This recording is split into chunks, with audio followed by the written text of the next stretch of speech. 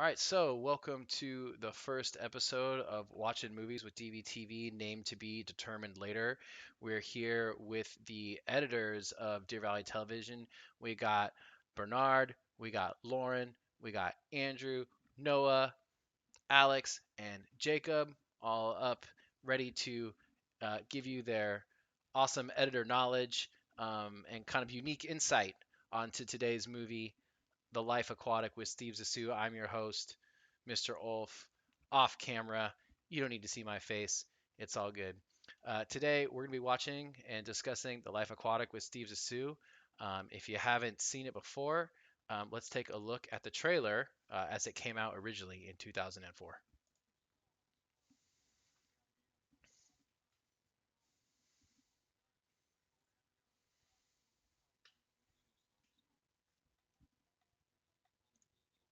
What's that saying? No sound? All right, let me see what I got here. Working out the bugs. You know what? I probably didn't do that.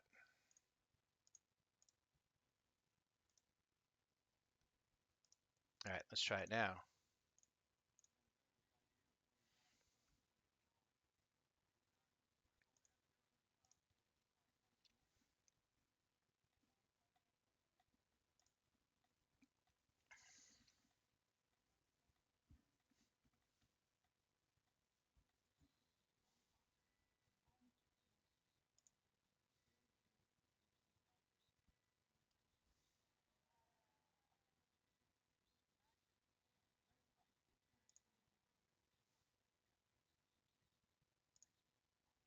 Aspect of marine life. Swamp leeches, everybody!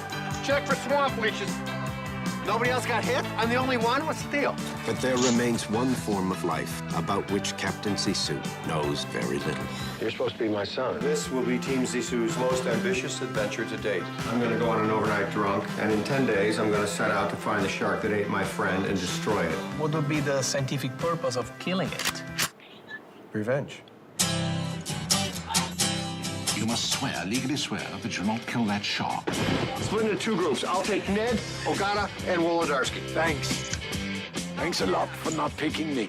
We're being led on an illegal suicide mission. I'm gonna fight you, Steve. You never say, I'm going to fight you, Steve. You just smile and act natural, and then you sucker punch him.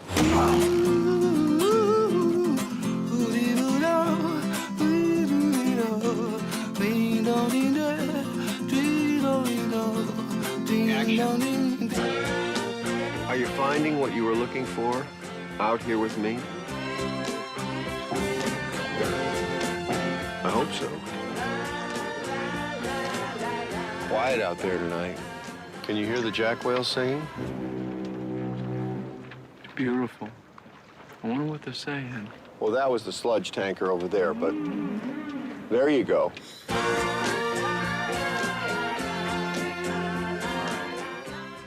So, a little quick check at the trailer from back in the day to kind of get us started.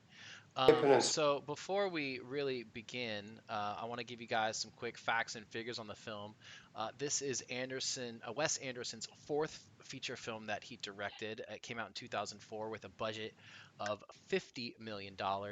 Unfortunately, this is Wes Anderson's biggest box office flop at the time, and it only made $24 million in the US and $34 million worldwide. So it ended up losing money. It is his highest budgeted movie, but he's rebounded since then. He's done just fine. So I want to open to our editors with the first question. What do you guys think is the best scene in the film? And let's start with Devin. He's up there in the top corner, so we're going to start with Devin. What do you think is the best scene in this film? What's the scene that stuck out the most to you? The best scene for me was pretty much, it was based off like the cinematics, and that was like the crab scene at 40:30. At 40 It minutes was like, and 30 seconds. it wasn't really like too like crazy in the story. It was just some like little scene that just really popped out to me. Okay, let's take a look here. So Animation. They're early this year. I've never seen them mating before the solstice. Is that mating?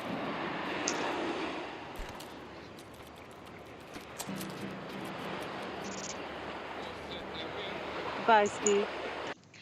So kind of an interesting thing to choose. What do you guys think about that scene? I think that scene was like really creative. Like I don't know if that was that CGI they used. No, all of the weird sea creatures that you see in the movie are stop motion animation, right? It's you can't like train fish to do what you want on camera, and so they did stop motion animation, like claymation, for most, if not all, of the different animals you see in the film. Oh well, I liked how it blended with the surrounding scene. Well, not scene, but like area in the scene, because it looks very lifelike to me. Well, that's the thing. It's a real puppet, right? So it has that real feel to it more so than CG Yeah. would. Yeah. All right, so an interesting choice. I think it's also kind of interesting, right? And wondering if they're mating, but then the one crab rips the arm off the other at the same time that Angelica Houston's character tells Steve that she's leaving him. Bye, Steve. And it's they kind of mirror each other, right? Kind of ripping his heart out and ripping the arm off of the crab at the same time is kind of interesting. What did you pick for your scene, Jacob? I picked 1250. It was when Steve was walking from the left side of the boat to like the other side of the boat, and it was like a pan, like a long pan. So I thought it was like handheld a little bit because it was a little bit shaky. Yeah, so it's the night of the party on the boat.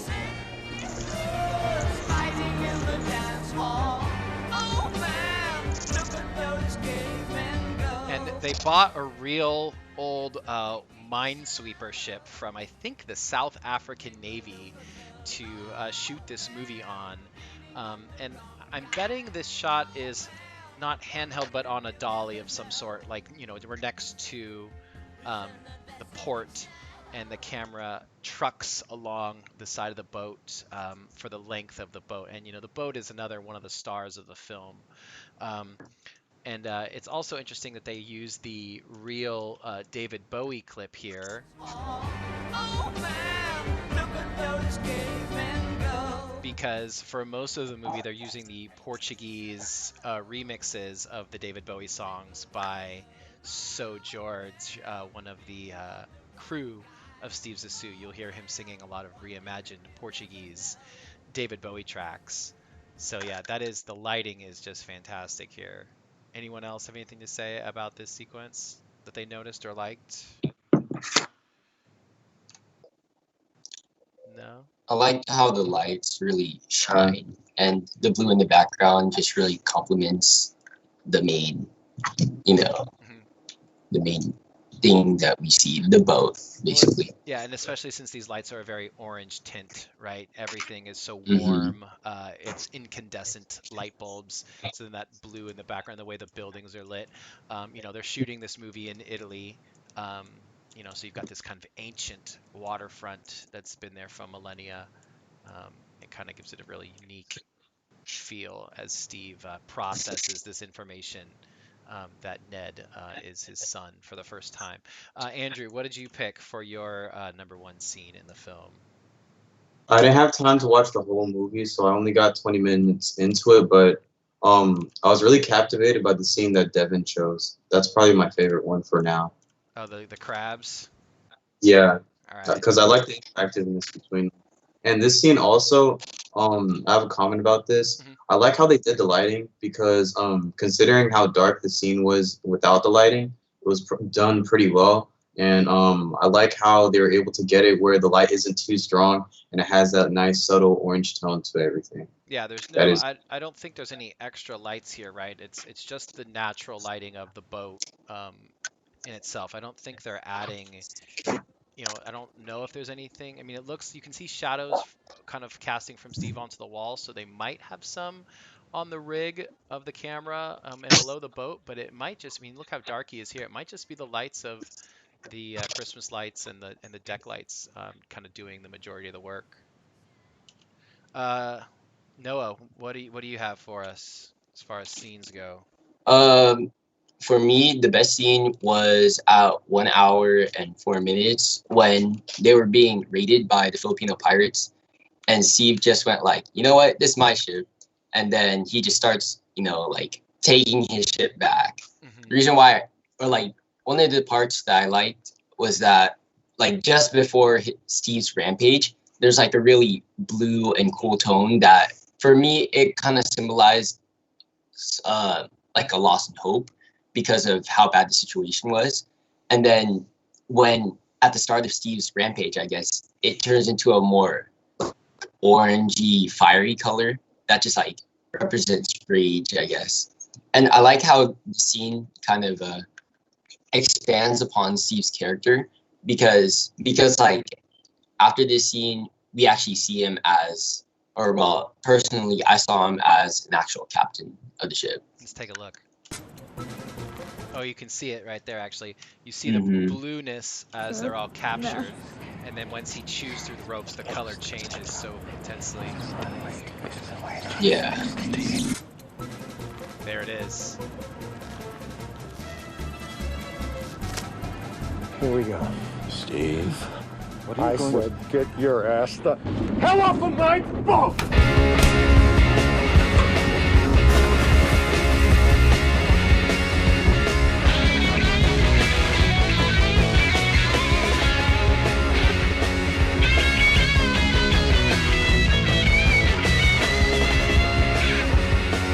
I'm a sleepwalking cheetah with a hat full of napalm.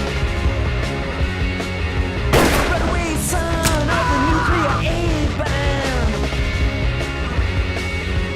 I am the world's forgotten boy, the one who searches and destroys. Honey, gotta help me, please. Somebody gotta save my soul. Baby, detonate for me. Oh! Look out, honey, 'cause I'm using technology. So Steve goes pretty crazy and attacks all the pirates. Yeah, I like that scene a lot.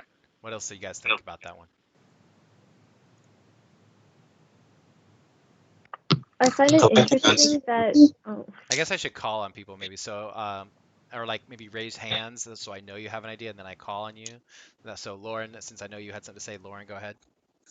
I find it interesting that the scene is just music, and like you don't visually, or you don't like actually hear him like shooting the guns or the explosion or anything like that, but you do hear the scream of the unpaid intern. Oh, which really? Is funny. Let's see over here. Oh yeah, Like you're that right. was the You're one. right. That was like the one gunshot that we heard The in one that piece sequence. of natural sound. Yeah, that is an interesting distinction. How funny. I'd never even thought of it like that. It just feels so like, and it's funny because like it's not really an action movie, and they've kind of like inserted their action sequence, and it kind of wraps you up in it.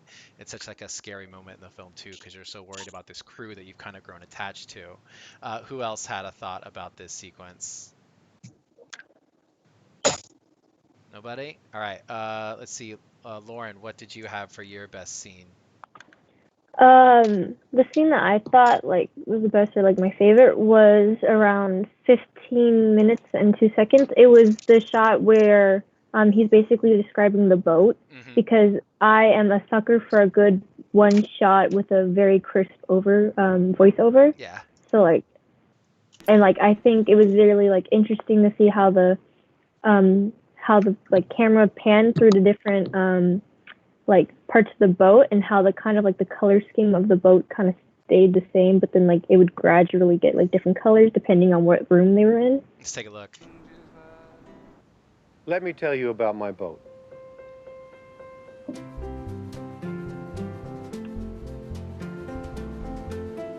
The Belafonte was a long-range sub-hunter during the Second World War, which we bought from the U.S. Navy for $900,000. This is my mentor, Lord Mandrake. He's dead now. The sauna was designed by an engineer from the Chinese space program, and we keep a Swedish masseuse on staff. Here's where we do all our different science projects and experiments and so on. This is the kitchen, which contains probably some of the most technologically advanced equipment on the ship. Eleanor put together a top-notch research library for us with a complete first edition set of the Life Aquatic companion series. We process our own rushes and keep a cutting room on board so we can do an assembly while we're shooting. I can't find them. Was a good piece. This is the observation bubble, which I thought up in a dream, actually. 2 albino scouts swim with the ship. They're supposedly very intelligent, although I've never seen any evidence of it. Here's the engine room. The bearing casings aren't supposed to look like that, but we can't afford to fix them this year. Topside, we've got the bridge, the mini-sub, an old chopper, and all kinds of radar and sonar and underwater movie gadgets. What happened to Jacqueline? She didn't really love me. Yeah, I think that's also like, if I think about this movie in my head, this is the scene that comes in my head as well. And what's funny is when I asked you guys about this scene, a lot of students were like, yeah, the green screen or the trickery in the scene is amazing. I'm like, no, that's the crazy thing about this scene is that it's not a fake. This is a giant 140-foot long by 40-foot high set that was constructed and really built on the biggest soundstage in Italy. And they basically said that it filled the entire stage. Like the walls of the soundstage are right off of camera, right and left. There's no more room to go. And yeah, I think this is the scene that, when I think of the movie, that this defines the movie for me. What do you guys? And Lauren loves the one-shot nature of it. And I think also, like, when we think of Wes Anderson as a director, you think of like those very intricate set designs and the super close attention to detail, like when they show like Together a top-notch research library for us with a complete first edition set of the Life Aquatic companion series. like they built each of these books, like, you know, all of these are like supposedly real books in the Steve Zissou, underwater encyclopedia. They've created all of it. Someone's job was to create all these covers and titles and make all these books, and it's just the level of detail is crazy. Any other kind of observations on this scene for anyone? Go ahead and raise your hand, and I'll get you going. Oh yeah, nice, Andrew. Let's see if I can make you big too. You can actually raise your hand. You don't have to like hit the button.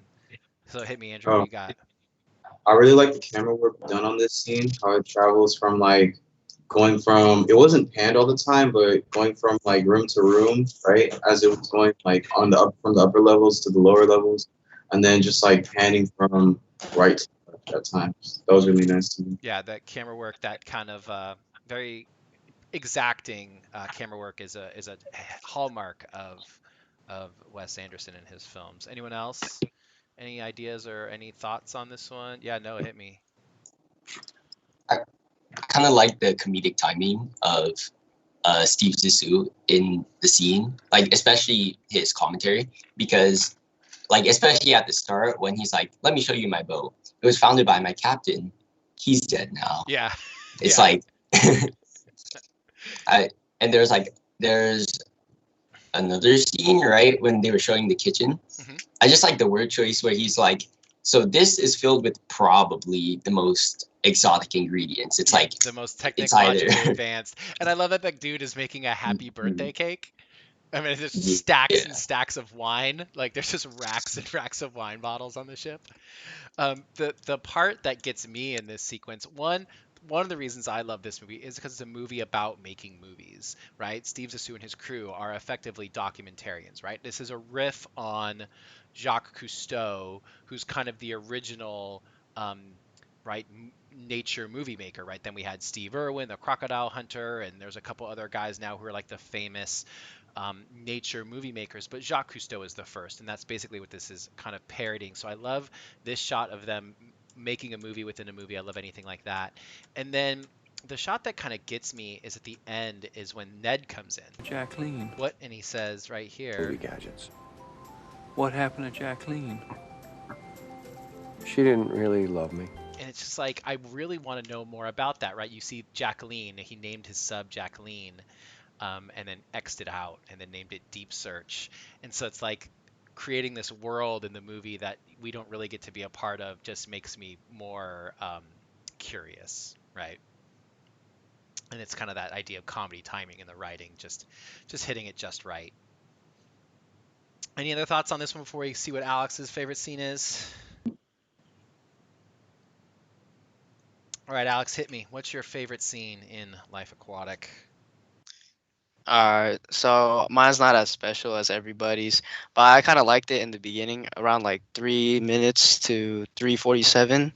It's about how like Steve starts to, it's like kind of comedy in the beginning, and how Steve starts to like develop emotions, and how like kind of correlates with Ned.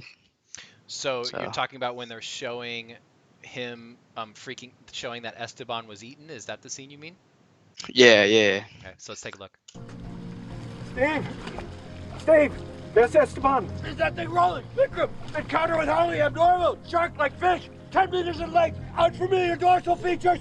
Spots all over it! I shot it dorsally with a homing dart! Esteban was eaten! Check the scanning monitor! Start tracking before it goes too deep! Esteban was bitten? Eaten! Is he dead? Esteban was eaten! He was swallowed whole? No! Chewed! Check the scanning monitor! He's got hydrogen psychosis. Crazy eye. Steve, they think you got crazy eye. Get him out of the fucking water. Esteban! Esteban!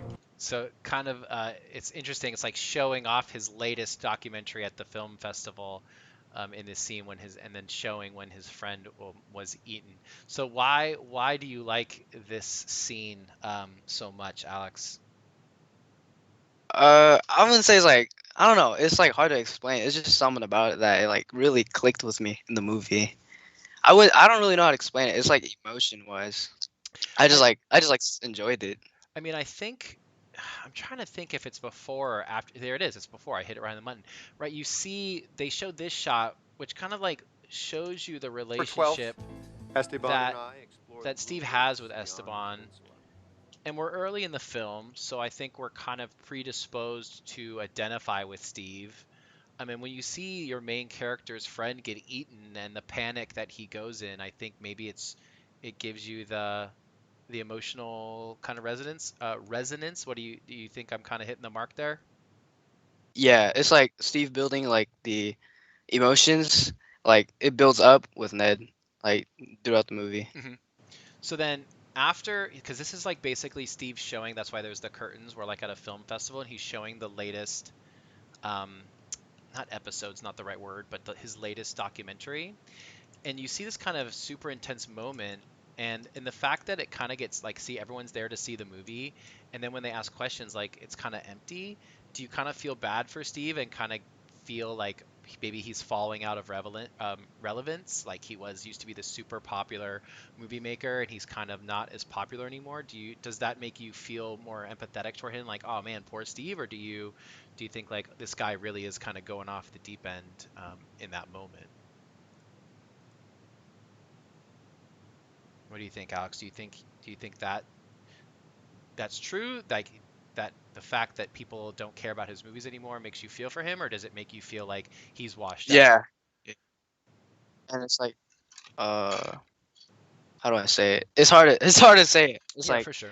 It's in my mind, but it's hard to say it out loud. All right. So, let's see here. I don't know. Can we come to a consensus on what the best scene, or are we all just kind of stuck in our own? Do we want to try and argue for our scenes, or do we just kind of say like we all kind of have our own personal favorites and go from there? What do you got, Jacob?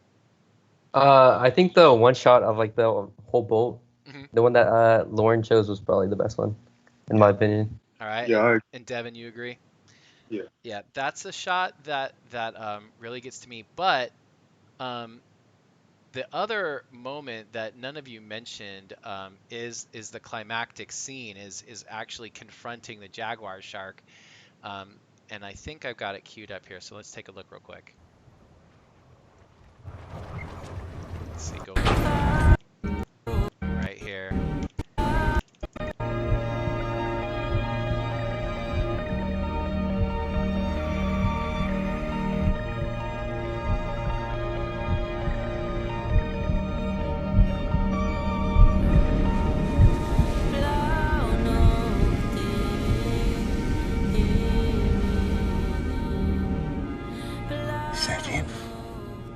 That's him, Klaus.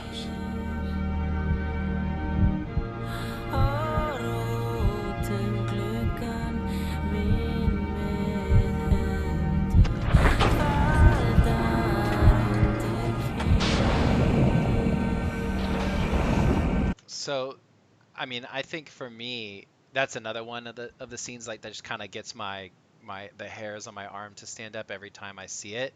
Um, is the and plus the music. I think the Sigur Rós song in Icelandic, it's not in English, is really kind of poignant to me, and it's kind of like the culmination of all these trials and the loss of Ned, and and then everyone together. They've kind of become this unlikely family in the end. And I think that's why the end is kind of poignant to me. That's one scene that I would think would maybe go for contending with best scene in the film, but I think Lauren got it right. I think it's Let Me Tell You About My Boat.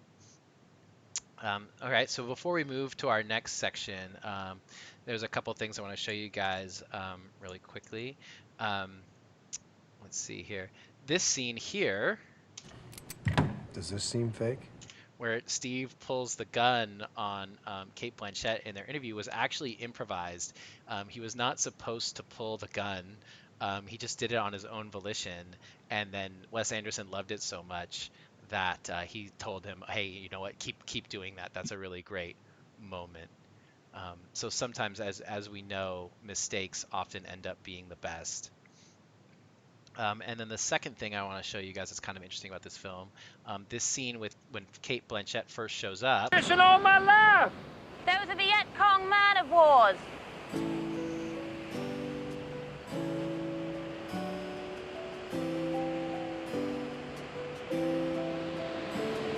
Oh, shit, she's right. I guess we'll have to loop that line. Where'd you come from? You look pregnant. I am pregnant. It says I found that Cate Blanchett never rehearsed with anyone and didn't even meet most of the cast before this nighttime scene, which adds kind of to the spontaneity and the surprisingness of the scene, right? She kind of didn't want to meet any of them beforehand. That way, it would feel very natural that it's, hey, this person that you've never met before showing up in your life, I guess, in your adventure. So kind of interesting stuff there. So moving on, the next topic that we want to broach is, what do you think has aged the best in this film? What do you think, what sequence or tone, or maybe it's an actor, what do you think has gone on to have the best kind of afterlife, in the 16 years since this film has come out? Noah, what do you think has aged the best? Honestly, I feel like what aged the best was the idea of acceptance through Esteban's death, right? So this whole movie, right? This whole movie was basically a quest for Steve to kill the Jaguar shark because he was trying to get vengeance, right? Mm-hmm. However, when he's given the chance to, well, not really a chance, but when he actually confronts the Jaguar shark, I feel like this is him realizing, hey, this isn't really worth it anymore. I don't need to kill this creature. And I was just thinking, right, that Steve and Esteban, they really like the sea, and that's why they chose, doing this whole thing as a profession, career, right? Yeah. So yeah, as their career.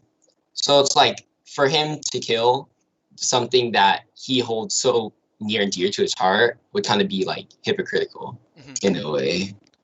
Yeah, I think you're right. I think he kind of accepts that that's the nature of the beast, right? It's a shark. It's gonna do what it's gonna do, and that kind of can be seen as Steve kind of accepting that the people around him are gonna make the decisions that they're gonna make. You can't be in control of every situation, and that there's beauty in kind of the in the nature of things. You can't control every situation, right? So yeah, I think that is a really good take on it. Andrew, or let's go with Devin. What do you think has aged the best in the film? For me, I think what aged best is just the way it's directed. This honestly could release now, and it'd be a super kind of trendy film, an A24 film or something like that. Like I just think like the style of the movie and like how each shot is like filmed, like how it's like straight on almost. Yep. And then just like the colors, like it's pretty modern for 2004. Yeah, Yeah. it's definitely before kind of the digital revolution of things, but that Wes Anderson style, and he's the only person I think can pull it off, that very straight on, straight flat look. Yeah. But you're right, it does have a look, and like I said, the movie, this is the only one of Wes Anderson's movies to really lose money. Doesn't help that it costs $50 million, you know, big giant sets and all that stuff. But I think it's kind of grown. And if you look at like critics' ratings and people's ratings, they're very split on this. Some people don't know if it's great, and I think it's his best movie. Some people, you know, but the reviews are all over the place. And I think it's had a long tail. I think it still resonates with people today. Like if you go and search, just today when I was kind of goofing around and searching like for Life Aquatic stuff, I mean, there's so much fan art and so much people love this movie and put a lot of you know, care into like creating things for it all the time. In fact, I have my I'll turn my camera on in a bit here and show you guys my I have a Steve Zissou beanie that I wear in the winter times sometimes. Lauren, what do you think has aged the best? In all honesty, I kind of did the whole age the best answer as kind of a joke. Because I pointed it out in the first place because I was watching it with my friends, and I pointed that I think the character of the stripper aged the best. But stripper? I don't think there's a stripper. Is there? There is. Who? The girl intern? Or where? To give me a time. She's. I don't know where she pops up. She's the one who basically warned what's his name? He warned Steve to like that he shouldn't go through this like certain water course because it's unprotected. Yeah, no, she's just one of she's one of his crew, Anne Marie. Anne Marie is one of the crew, and she runs topless with the crew in the workout scene right here. This is Anne Marie, and she's the one who kind of leads the mutiny right here. We go your way, that's about 4 inches. We go my way, it's 1.5 inches. You want to pay for the extra gas? Right. So she, yeah, she's not a stripper. She's a member of I the crew. could have sworn they described her as a stripper. That's why I was like, wait, what? No. She's just a member of the crew, and she's kind of a more by the books character, right? Who's I think they bring in as at odds with Steve, who is a very kind of freewheeling and just plays it fast and loose kind of guy, right? I love his explanation of like, if we go your way, that's 4 inches, not like 80 nautical miles or whatever. He measured it by inches on the piece of paper. And that's why he wants to go the short way, even though it's through unprotected water. So she's looking out for everybody. She knows, she says, like, I told you this would happen when the pirates intercept them, right? She says, I knew this would happen. And then even when they're rescued, she says, like, look. On an illegal suicide mission by a selfish maniac. So why do you think she's aged the worst? What about her? Do you just not like her because she's a downer? No, or... I said she aged the best. Oh, she aged the best. How so? Explain. But that was when I was in the mindset that I thought she was a stripper. No, I don't think she's a stripper. I really don't. I swear, he described her as a stripper. That's why I was like, what? I'm gonna have to watch this one again, but I don't think so. I'm probably wrong. I hear things, but. Okay, but you think she's aged the best because you think like she's like she's like come from being a stripper into being a member of the crew, like. Well, it was more in a sense that she was more like logical and analytical compared to Steve, and like just the progression of that, I feel like aged how like the way she thought proved to be like that of qualities of a captain who like, you know, understood like there's some precautions that need to be taken, and like her influence kind of like aged the best throughout, or like that idea of being like, you know, a better captain has kind of aged through. I mean, that's true. She definitely is the more like sensible person. I think they bring her in. I mean, you have Hennessy, who's played by what's his name? I can't even think of his name now. Oh my gosh, why am I blanking on his Last name? week, he's been kidnapped. This guy, what's his name? Help me out, guys. Oh my gosh. Wait. What's that guy's Let me check. name? Let me check. Oh my gosh, I'm The so captain of the other ship. Yeah, his name's Hennessy. It's oh my gosh, this is upsetting and saddening to me that I can't think of his It's name. Alistair. No, that's his real name. That's his movie name. I need his Jeff Goldblum. Jeff Goldblum. Yeah, Goldblum. Jeff Goldblum. Oh my lord, that is. I should have my video teacher license revoked for that one. Yeah, so Jeff Goldblum, he's kind of an antagonist in the film, right? He's kind of like the richer, more the new up and coming Steve Zissou, right? He's won the awards now that Steve used to win. He's got the fancier boat. But I think Anne Marie is also meant to be a bit of an antagonist to Steve, right? She leads the mutiny. She's kind of always pushing back against him, and she deserts him. And the rest of the interns, except for one, desert him. So I think that's kind of her job, is to kind of be that kind of opposite of Steve, the very analytical and the very the very logical person, as opposed to Steve's very casual and off the cuff personality. Jacob, what do you have for aging the best? For me, it was when Steve said that he hated fathers, and then he never wanted to be one. But at the end of the movie, he like grieved at his like son's funeral, and that's what fathers should like endure, or like when like I don't know how to explain it. Yeah, just the idea of fathers kind of being involved and being part of their sons' lives, and they don't have to always be these stoic characters. I think you look at old movies and just kind of the way that society was set up, like in the 50s and 60s, the fathers are the stern disciplinarians and unfeeling, but Steve kind of moves out of that into a more caring, feeling father as the film goes on. It's very true. Alex, what do you have for us? Unmute, brother, unmute. You're muted. Oh, I got you. It's all my good. fault. Right, I said my answer is kind of like Jacob's and Noah's in a way, because like it's more of like how Steve's standpoint and emotion changes throughout the movie. Because in the beginning, he starts off with vengeance and he hates his son a lot. Like he doesn't want to accept that he's a father. But towards the end of the movie, by the time it ends, like Steve starts to change the way he feels. So instead of vengeance, he starts to accept like a lot of things, like his friend. No longer feels vengeance, and then he starts to accept like his love for his son, like as a father. So Nice. Yeah, I think you guys are hitting it right on the money, right on the button. Let's see here. So before we move forward, two more quick, interesting tips. Or one more, I guess, is that during the course of filming this movie, Bill Murray actually became a certified diver and got his diving license. He logged 40 hours underwater for this movie and became a certified diver. So that's kind of interesting. The other point that I want to show you is this one here is when the interns are working out in the workout sequence. When they cut to the interns, he's Anybody feel like going for a ride? on the ground. Let's see here. Oh, that's not what I want. It should be right here.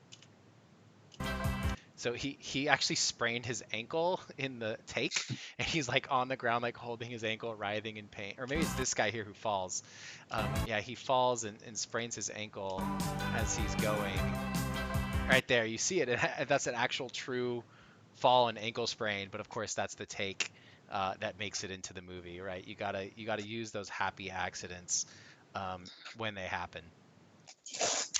All right, let's see here. So what do you think? Does anyone have an idea for what's age the worst in this movie? What do you think they would probably take out or change if they could do it all over again? Does anyone have any selections for what's age the worst? What do you got, Devin? For me, I said the red hats. Just because the red hats nowadays don't have that good of a message. But, I mean, it was pretty cool, but I feel like if it was like released, Trying to find a good image. Oh, you know, at the end, they're all wearing them at the end. There you go. So yeah, the current state of affairs, people are not super happy when they see red hats rolling around. yeah, Yeah, maybe. I mean, I feel it's kind of like a classic sailor look, the knit beanie. I mean, I don't know if red is necessarily important to the beanie look of a sailor. I mean, it definitely helps with the visual look of the film. yeah. The It looks bright nice. red looks really cool. I'll keep wearing my Ned Kingsley beanie, no matter what.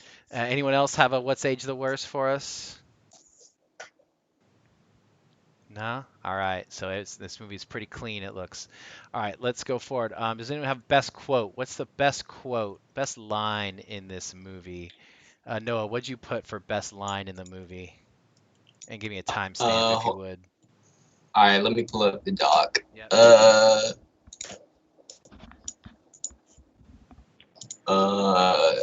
Okay. So the best line for me was when it was around 3:30, right? When Ned and Klaus were talking, and then Klaus hits Ned, right? And then Ned goes on to say, I don't think it's Klaus, 3:30. What's the if you time ever again? touch me again, 3:30? No, maybe 1 hour and 3 minutes? No. I think not 3 minutes in. It's 30 minutes in? 30 minutes in, my bad. 30 Not minutes 3, and my 30 bad. seconds. 30 Okay, minutes there and we 30 go. seconds. Yeah. Yeah, so basically Ned was like, Klaus, if you ever touch me again, I will kick your goddamn teeth out. Yeah, here Is we that go. understood? Yeah, I got it right here. If you ever touch me again, I will kick your goddamn teeth out. Is that understood? Not if I don't see you first, Sonny. Yeah, that's a good one. Why do you like that one so much?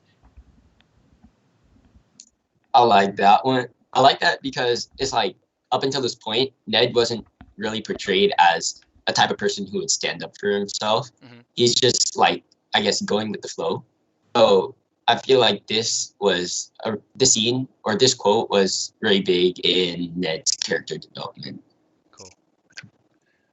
Devin, what'd you put for best scene or best dialogue, best line? Oh, you're muted, Devin. I don't have the timestamp, but it's the one where, what do you say?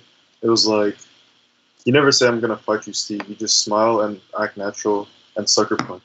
Yeah, and that was in the trailer. I think everyone kind of like really likes that scene. Oh man, where is it? Yeah, that's a really funny one. Yeah. When he fights him, I feel like it's at nighttime. I don't know. Yeah. It was like, no, he's already got the bruise on his cheek. I don't know. Do you know where it's at, Noah? I think it was like before the take back scene when they were gonna take back the hostages. It was somewhere before that. Yeah. I know. Yeah, I'm not sure, but yeah, that is I mean, it's in the trailer. It's a pretty funny line, right? You don't tell someone you're gonna punch him or fight him. You just smile, nod, and you sucker punch him. Lauren, what did you have for best quote? Well, when it came to the quotes of like the movie, I found like there was a lot of like iconic, like little like advice quotes that he would just say randomly, or just those little like choice of improv. But I did add in just a random one that I thought was like kind of like, what's the word? Like good advice. Okay. And it was at 1815. Okay. And it was the one where like those like French guys or whoever they were was kind of talking about Steve, and then Steve gets all mopey, starts cradling himself, and he's like, when someone says something about you, it's because they're jealous, but it still hurts. Hey, when someone says something like that about you, it's because they're jealous, but it still hurts. Yeah, so this is at the Explorers Club, which is like where all the, the great explorers who, I guess this is a European thing. I don't know if it's even a real thing. It's this club for people who go out and, in the early 1900s, late 1800s, would chart new waters and explore the edges of the Earth because the Earth hadn't been explored yet. And Steve's a member, but all the other members are like calling him washed up. He wears a little earring, and he drunkenly tried to hit on my 15-year-old cousin, and all these things. So his last movies are just bad. And then they see him coming, and they stop their whispering, and it hurts Steve. But yeah, I think that is a kind of an interesting observation by Steve. Even though they're just jealous of him, it still hurts. Kind of life advice to live by Steve Zissou. Jacob, what do you think is the best quote in the film? I said the same one as Devin. I really like the quote because it was like, I don't know, probably the best one. The punch, Because it was fight. funny. Yeah, the punch. Yeah. And then I think what's funny is then Ned does the same. Do you have the time code on it, or no? Nope. I think it was because then Ned does the same thing to him, but then Steve's like, "Oh, I think you caught me with your ring," and he's like bleeding from the lip because Ned wears his class ring and got him. Alex, what did you put for your best quote? Alright, so for my best quote, it was where it says, "I always thought of you guys as my dads." Do you have the time Don't code on that? yeah, it's 1:25:47. 1:25. Yes, sir. Is this it here? Oh, I think I got the wrong time there. My Yeah, you my got the wrong fault. My time. fault. This is the siege of Hotel Citron. Yeah, I'm trying to remember where that quote is. Because who does he say it to? It's Klaus, right? Klaus He says says it. it to he says it to I think it was Steve and Esteban. Oh, so Or Esteban's alive in that scene? no. Oh, he says it to Steve. To Steve. Or just I My always fault, thought my of you fault. as my dad, man. Yeah. That is a good. Yeah, I mean it's definitely the relationship between Klaus and Steve is definitely interesting for sure. Yeah, we didn't even really talk about the attack on Hotel Citron. It's another kind of action sequence that's kind of also funny and sad at the same time. Right? You've got Klaus kind of admitting, Oh, I think why. it's that scene. I think it's that scene. Don't you know me and I Esteban think it always is. thought of you Oh, as our here it baby. is. Oh, I hit it. Look at that. Don't you know me and Esteban always thought of you as our baby brother? I've always thought of you two as my dads. So why do you like that scene? You just think it gives enough like an interesting backstory to Klaus, and it feels Yeah, it real was to that, you? and it was kind of funny because like he says you guys as my dads, so it was like more than one. Yeah. I mean, it's kind of like this interesting family dynamic that this movie crew has developed, right? And I think that's one of the reasons the movie succeeds is this, what should just be a crew, or either it's a combination of a boat crew and a movie crew, but they kind of come together in this really unlikely way. This kind of misfit crew, compared to Goldblum's super rich ship. They're kind of the ragtag ship, right? And it kind of just makes him feel a little more human. And especially Klaus, who he's like, thanks for not putting me on the B team or the A team with you. He's like, no, you're the leader of B squad. Like, don't you understand the reason you're not with me is because I trust you so much. And then they feel like they failed, but then they actually do find the Bond company stooge um, and the Hennessy's dead crew, and then they find Hennessy playing cards with all the Filipino pirates. It's just so funny. It's a great comedy action scene in the midst of this kind of dramatic film. So it's just got a little bit of everything, which I always think is so interesting and funny. All right. So does anyone have any casting changes? Would you like to see any other people play the parts that are in this film? I know that I read that Wes Anderson wrote most of the parts and got the people he wanted. He knew as he was writing the story, because Wes Anderson wrote with his co-writer and directed this. He wanted Bill Murray for Steve Zissou. He wanted William Dafoe for Hans, and wanted Owen Wilson for Ned. I think the only one that he didn't get his first choice for was for Kate Winslet's character. It says that he wanted Gwyneth Paltrow originally to play Jane Winslet Richardson, but she couldn't play it because of schedule conflicts.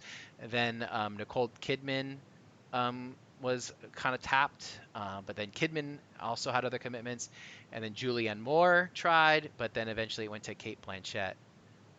So that's kind of one. But do you guys have any other thoughts on the main roles who you would like maybe to see play those roles and give a different feel to the movie? Lauren, you have your hand up. Do you have a choice?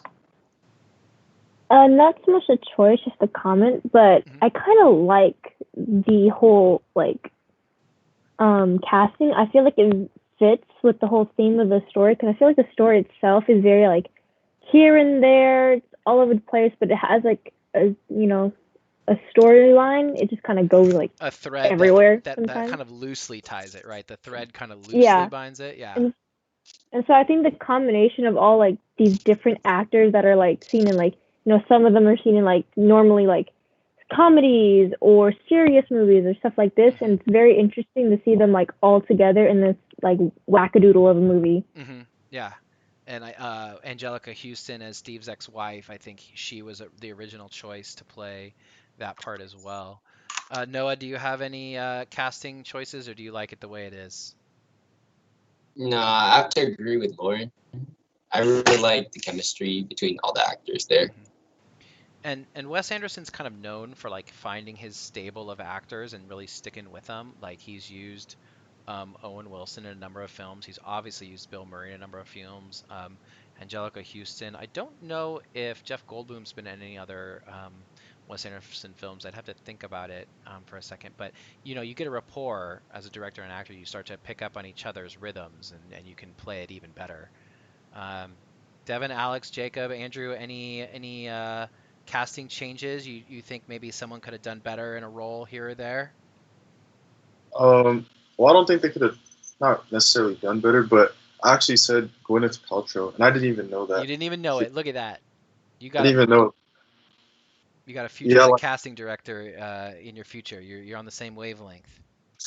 Yeah, same wavelength. Nice. Yeah, I know a lot of DVTV people. I think I had 4 people say that maybe Tom Hanks in Bill Murray's role. Oh yeah, I can see that. I don't, because there are points in the film where it's like Tom Hanks, yeah. You said Tom Hanks is you're another one. Yeah. Like I think there's parts in the film where you're not supposed to kind of like Steve Zissou so much. I think there's parts where you're supposed to see him kind of as like a not great guy. I don't know if Tom Hanks can pull that off. Tom Hanks is like too wholesome. You know what I mean? I think you would always be on Tom Hanks's side. I'm trying to think. I thought maybe Philip Seymour Hoffman would be funny in Jeff Goldblum's role. Right? He could play kind of this hoity-toity, kind of ambiguously gay, rich ocean explorer. I love Philip Seymour Hoffman and all the stuff he did. But I think the chemistry between Bill Murray and Owen Wilson is really good as father and son. And it makes you even, and that's the great question, right? Is are they really father and son? And then does it matter? Right? Like, because Angelica Houston says at the end, like Steve is impotent. He shoots blanks from all the time underwater. He can't be his son. But does that really matter in the end?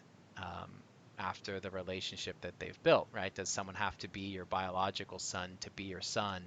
Does someone have to be your biological father to be a father? I think is one of the questions that the film raises.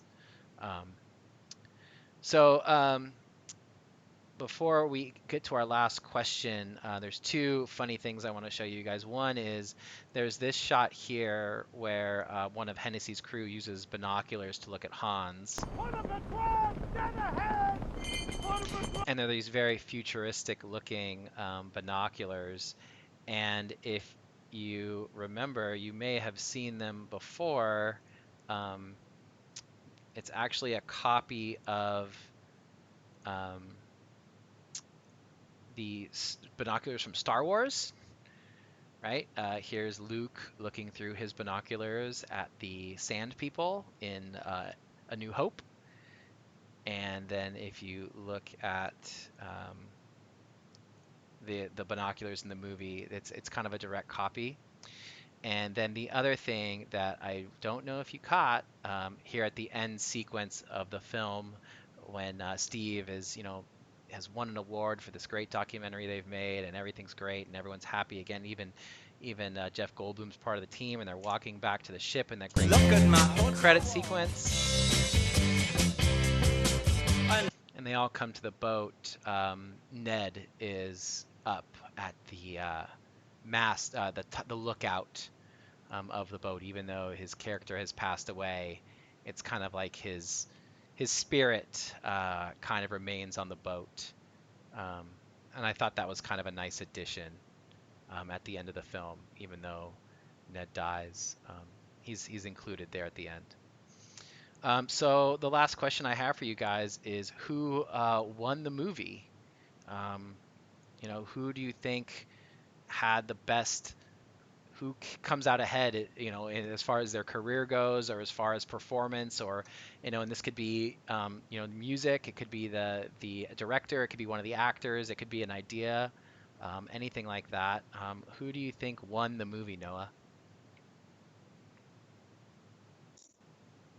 So at first, I would the editor won the movie just because of the way the colors work together, and just like that one scene, where the Filipino pirates, they took over the little flashes and whispers. That was really nice to me. But as I was as this recording was going on, I was thinking, wow, the actors interactions with themselves, they're pretty good too. The chemistry between the actors, and for me, the editing and the actors. Okay, yeah, I mean, it's kind of an ensemble movie. You have kind of 6 or 7 main characters, and then you have the rest of Steve's movie crew, who all kind of have their moments. It's about 10, 11 people that you have to keep track of, and just to get them all to work well together is a challenge for sure. And then, like you said, the editing, and I think the color grader in specific, right? There's a lot of really interesting colors, and kind of just the palette, that light blue, dusty ocean palette. In fact, I wonder if I could find it for you guys right quick. This movie,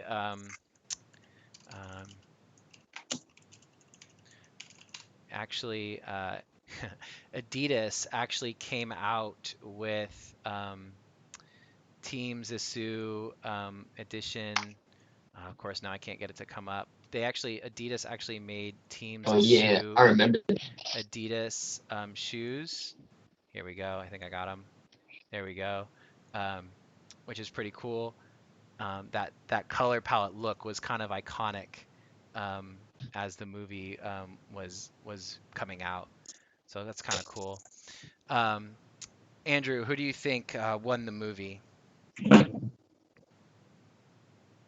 I agree with Noah that the editor won the movie, because they were the ones not only dealing with the color grading and stuff, but controlled the pacing of the movie. With some scenes came out better than the rest, and what I mean by that is when it came to the actors' interactions with each other, the editor did a well job with controlling the pacing of the conversation, basically. Do you think that you and Noah are biased because you are editors, and that's why you want to choose editors as winning the movie? I'm not really sure. I think it's more of I admired the way that they did it. And that's as far as I can speak as being an editor myself. Because I would also kind of like to pace some scenes the way that they did too. Okay. I think my favorite, the most comedic scene in that film for me was when I think his name was Esteban, when he died, right? And then Klaus came up to the surface, was saying, Esteban's dead. He was eaten, right? And then I don't know what his name was, but the guy who Klaus was telling, who was on the rail of the boat, with the camera. No, not with the camera, but the guy who was asking, is he dead? Was he swallowed whole? Asking repetitive questions about that. I think that was funny. Interesting. Speaking of which, this shot here from that scene, the character who is Steve's sound man is actually recording real sound that they used in the final cut of the movie. So it's a way to hide your microphone in plain sight, right? He would actually record the tracks and then they would use those to edit. So he's the movie sound man and he's acting as a sound man, which is a pretty funny little bit of trivia. Devin, what do you think about who won the movie? In my opinion, just Wes Anderson won the movie in general. Like it's just been so controversial. It's just like it's still like it could be like a flop. Talking. No. Like okay. Like it's still like debatable. Like, oh, is it good? Is it bad? But then just like the way it's directed, it's like I don't know. It's kind of like it's interpretive. Okay. Like you see what it is, and like, but I think it's pretty good. I feel like this could be like a modern movie nowadays. I mean, like, yeah, it's not that old. 16 years isn't that old in movie time. Well, I mean, no, it could be like a 2020 movie too. Okay. Not like retro or yeah. But then also like how like the concepts, like you know how it's broken into like sequences, kind of like a show. Yeah. Like I feel like that was pretty like. I mean, it's trying to be like a documentary, like it's a movie within a movie. Lauren, what do you think? Who do you think won the movie?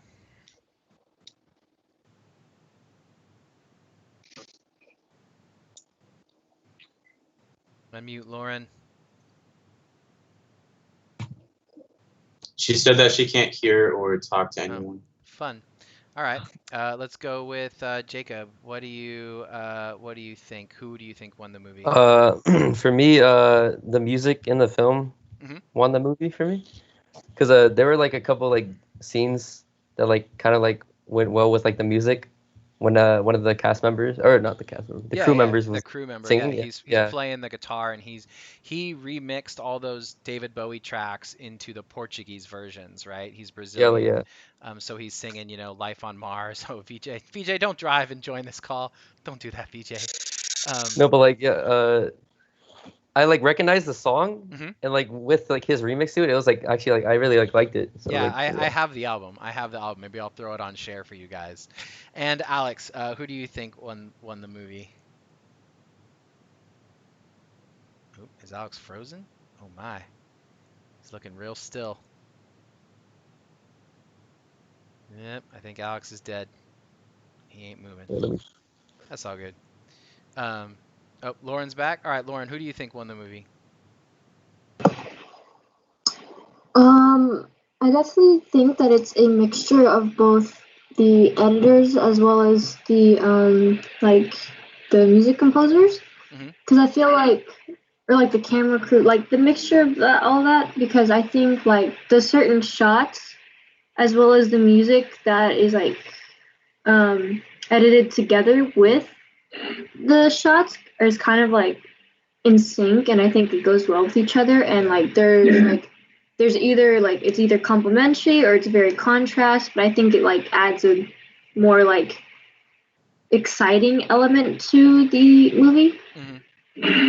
Yeah, I think like you said, like a couple you've said, the music, it's a lot of the Portuguese David Bowie stuff, and then like when they don't use it, like when they use the Sigur Rós at the end for the Jaguar shark, or Search and Destroy during the pirate attack. Like here's some great music here. Faça trilhas, se construa, se direito. There's the pirates coming on. I think he's singing Starman, the Ziggy, the David Bowie song right there. All right, and last but not least, I think we got Alex back. What do you think, or do we have Alex back? Oh, I saw him moving a second ago. I think he's frozen again. All right, well, I think we gotten through it. I think we've broken down and showed off some of the best moments of Life Aquatic. Hopefully you guys enjoyed it. I'll show you guys my there it is. I've got my Life Aquatic beanie on.